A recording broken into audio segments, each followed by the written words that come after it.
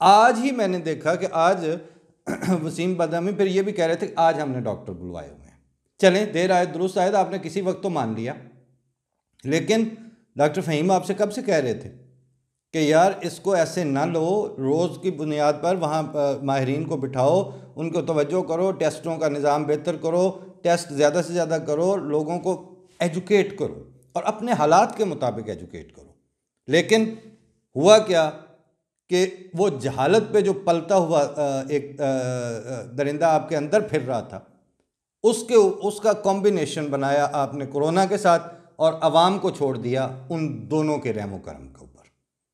अब नौबत बाई जा रसीद कि जो आज ताज़ा तरीन आदाद शुमार दिए गए हैं वो ये कि 1 लाख से ऊपर मुतजाविज़ हो चुके केसेस और 2000 से ज़्यादा अमवात हो चुकी, और सिर्फ पिछले 24 घंटे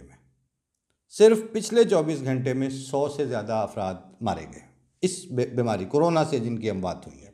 अल्लाह ताला रहम करे, लेकिन यहाँ तक आने तक, मामला यहाँ तक लाने पर तारीख़ भी कहेगी, और खुदा ताला तो फ़ेली शहादत से इस वक्त बता रहा है कि आप लोगों को बहुत मौका दिया गया, बहुत खुली अपॉर्चुनिटी थी कि उसमें सारे इंतज़ामात हो सकते थे, और कुछ भी नहीं। फ़र्ज़ किया कि पाकिस्तान तो खुदा को मानने वाला मुल्क है, यानी इस्लाम का किला तो है, इसका मतलब है कि खुदा और खुदा के रसूल पर यकीन रखता है।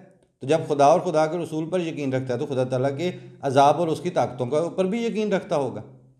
जब रखता था तो आपको ये सादा सा कुलिया क्यों नज़र नहीं आया? क्यों नहीं आप इसको देख सके कि आप जिस वक्त अभी सिर्फ चंद केसेस की बात थी, और उन दिनों हमने एक सिलसिला शुरू किया था बका का रोज़नामचा यानी वबा, वजाहत मसूद साहब से बात हुई तो उन्होंने कहा कि इसके ऊपर रोज़ाना की बुनियाद पर लिखें।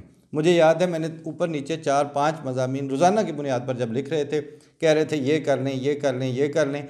ऐन उन दिनों में पहली दफ़ा एक तरफ से एक मौलवी उठा, उसने एक शुरू कर दी, दूसरे तरफ से उठा, उसने कहा यानी कोरोना किसी तरफ से हमला कर रहा है, ये पकड़ पकड़ के उसको कादियानियत और अहमदियत की तरफ ला रहे हैं। आप एक बाज़ चीज़ें होती हैं जिसमें आप मौरख को फिर इल्ज़ाम नहीं दे सकते। आप ज़रा गौर से देखें, पिछले कॉर्नोलॉजिकल ऑर्डर में आप तज्ज़िये की नज़र से आप ज़रा मीडिया को देख लें कि जिन दिनों डॉक्टर्स और इंटरनेशनल इदारे ये कह रहे थे कि पाकिस्तान के पास अभी वक्त है, उस वक्त का इस्तेमाल जो किया है पाकिस्तानी कौम और हुकूमत ने, वो ये कि मिनिस्टर्स बैठे हुए हैं मीडिया पर और अहमदिया कम्युनिटी के ऊपर गंद बोला जा रहा है। एंकर्स बैठे हुए हैं, वो ये काम कर रहे हैं। अवामुन्नास सोशल मीडिया पर लगे हुए हैं, टॉप ट्रेंड बना रहे हैं वाजिबुल कत्ल के और फलाने और फलाने। यानी आप खुद सोचें ना कि मतलब कुदरत ने टाइम आपको दिया था बीमारी से बचने के लिए, अजाब से बचने के लिए, आपने उस टाइम का बदतरीन इस्तेमाल किया है। अब कम अज़ कम ये बात बिल्कुल, मौरख तो जब लिखेगा उसे लिखेगा ये आज नज़र आने वाली बात है। अब अगर बात सुनने बैठ ही गए हैं तो अब नंबर 1 तो वो बात कि डॉक्टरों को टेक ओवर करवाएं मीडिया के ऊपर, कि वो बात करें जिसने इन चीज़ों को पढ़ा हुआ होता है, जो इस फील्ड का बंदा है, वो माहिरीन जो हैं वो अब आपका बयानिया तरतीब दें और हुकूमत उनके पीछे खड़ी हो, ना कि उनको डंडे मारने के लिए इंतज़ाम संभाल रही हो। दूसरे नंबर पर मौलवी को मीडिया पर कुछ अरसे के लिए ब्लैकआउट करना अब आपकी मजबूरी बन गया, उनको करना पड़ेगा आपको।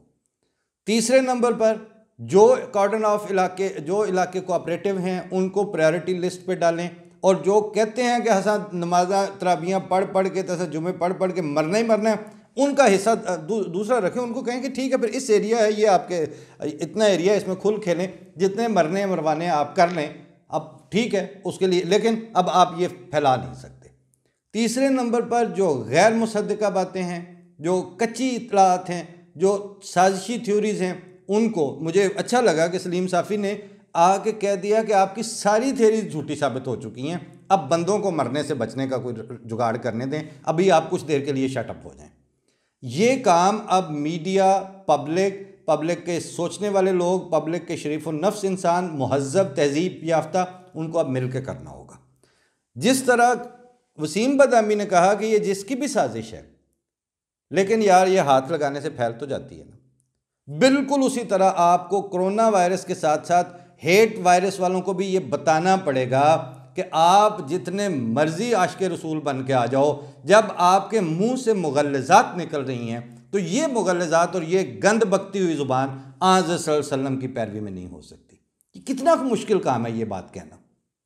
बता दें उसको कि यार आपका जो तर्ज अमल है, जो आपका बदजुबानी है, और जिस तरह आप इंसान से नफ़रत करने के लिए ट्यून हो चुके हो। हम जिस नबी रहमत सल्लल्लाहु अलैहि वसल्लम को हम जानते हैं, जिनकी जानवरों के ऊपर भी रहमतों की मिसालें दी जाती हैं, ये तुम लोगों की हरकतें, तुम्हारी ज़ुबान और तुम्हारे मुंह से जो झाग उड़ रही है, ये आज़ सल्लल्लाहु अलैहि वसल्लम की पैरवी की नहीं है। हम इसलिए अब हमसे फासले पर हो, हम आपकी बात नहीं सुनना चाहते। ये वो मास्क है जो अब आपको चढ़ाना पड़ेगा। उसके मुंह पर ना चढ़ाएं, अपने ऊपर चढ़ा लें, अपने बच्चों के ऊपर चढ़ाएं, अपने जहनों को। जो ही ये आपके अंदर जाएगा, फिर इसने आपको इन्फेक्ट करना है। फिर कुछ अरसे के बाद पता चलेगा कि आप भी यही कहना शुरू कर देंगे। वो मैंने देखा कि वो क्यों आखिर वो लब्बैक या लब्बैक ऐसे ऐसे वो रिदम पे कर रहे हैं, कर क्या रहे हैं? आज़ सल्लल्लाहु अलैहि वसल्लम को लब्बैक थोड़ी वो कर रहे हैं, वो बाकी हर बात सुनने का इनकार कर रहे हैं। तो इस तरह की के ऊपर जो इंसानों को ट्यून कर लेता है मुआशरा या जो लीडरशिप, वो बाद में कोई ढंग की बात सुनने के काबिल ही नहीं रहते। अब अमेरिका में जैसे वहाँ नुकसान हुआ है, तो उन्होंने, उनके बड़े बड़े इदारों ने, उनके बड़े बड़े लोगों ने हज़रत यूनुस वाली जो कौम का रवैया दिखाया, उन्होंने कहा कि ये हमने नहीं करना। तो ये जो है ना हज़रत यूनुस वाले वाक़े का फ़ायदा उठाने का ऑप्शन, ये कुदरत ने सारे ज़मानों के लिए खुला रखा हुआ है। आप जब अमली तौर पर शर्मिंदा हो जाएं, आपको जब ख्याल आ जाए कि ये हम गलत कर रहे थे, वहीं पे रुक जाएं, तो अल्लाह ताला वहाँ से ही बख्शिश के समान कर देता है। ये बख्शिश और खुदा ताला के रहम वाली बातें अगर किसी सेकुलर या लामज़हब दुनिया के मुल्क में की जाती है, आप तो इस्लाम का किला हैं, आपको शर्म आनी चाहिए। आप खुदा ताला से को मतलब पीछे हटें इन चीज़ों को छोड़ के, और अब अपना देहात, खुली आबादी के लोग हैं, उनको बचाएं। वहाँ पर अभी मौलवी की रेट नहीं है, बचा हुए इलाके हैं, उनकी लिस्ट अप करें उनको। और आदादो शुमार से अब चूँकि बात आगे निकलने वाली है, सरकारी आदादो शुमार और ये सब पीछे रह जाएगा।